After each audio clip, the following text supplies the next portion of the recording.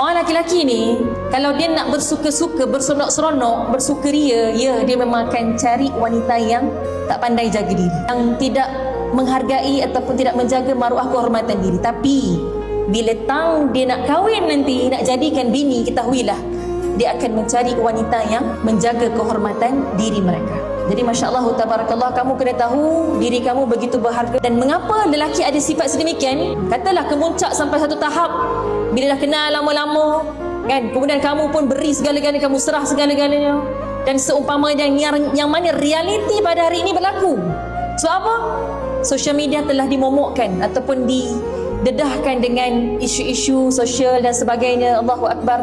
Benda tu Ustazah kena sebut benda ni jelas.